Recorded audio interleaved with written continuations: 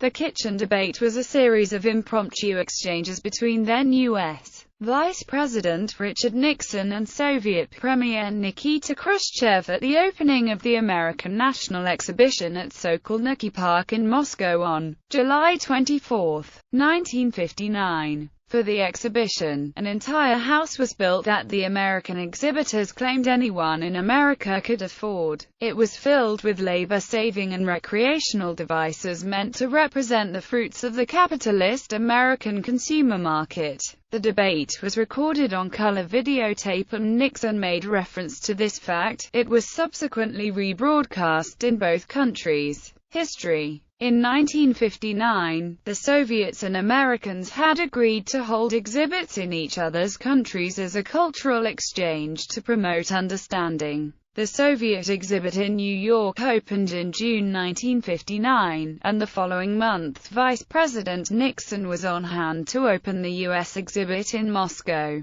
Nixon took Soviet Premier Nikita Khrushchev on a tour of the exhibit. As recounted by William Safire, who was present as the exhibitor's press agent. The kitchen debate took place in a number of locations at the exhibition, but primarily in the kitchen of a suburban model house, cut in half for easy viewing. In the course of the tour, Khrushchev surprised Nixon when he launched into a protest over a recent resolution that had passed the U.S. Congress, condemning the Soviet Union for its control over the captive peoples of Eastern Europe. The resolution called upon Americans to pray for those people. After protesting the actions of the U.S. Congress, he dismissed the new technology of the U.S. and declared that the Soviets would have all of the same things in a few years' time, and then say to the U.S. bye-bye as they passed by. He satirically asked if there was a machine that puts food into the mouth and pushes it down. Nixon responded by saying at least the competition was technological, rather than military. Both men agreed that the United States and the Soviet Union should seek areas of agreement.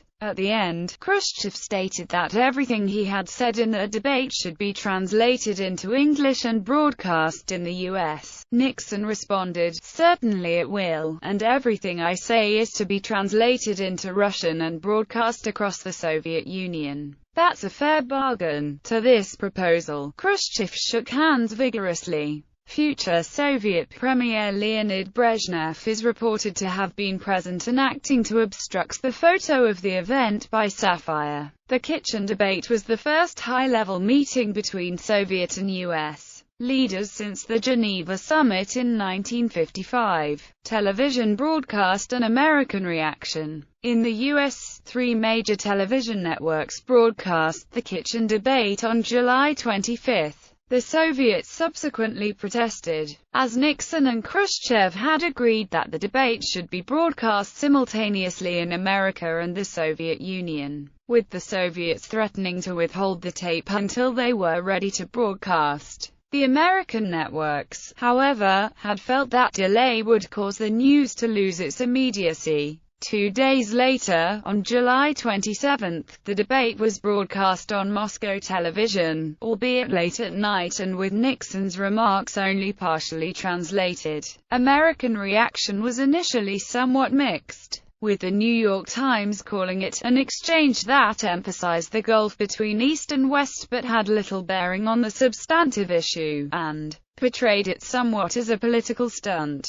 The newspaper also declared that public opinion seemed divided after the debates. On the other hand, Time, also covering the exhibition, praised Nixon, saying he managed in a unique way to personify a national character proud of peaceful accomplishment, sure of its way of life, confident of its power under threat. Because of the informal nature of the exchange, Nixon gained popularity, improving upon the lukewarm reception he previously had with the U.S. public. He also impressed Mr. Khrushchev, said reporter William Safire, present at the confrontation. The shrewd Khrushchev came away from his personal duel of words with Nixon persuaded that the advocate of capitalism was not just tough-minded but strong-willed. Khrushchev claimed that following his confrontation with Nixon he did all he could to bring about Nixon's defeat in his 1960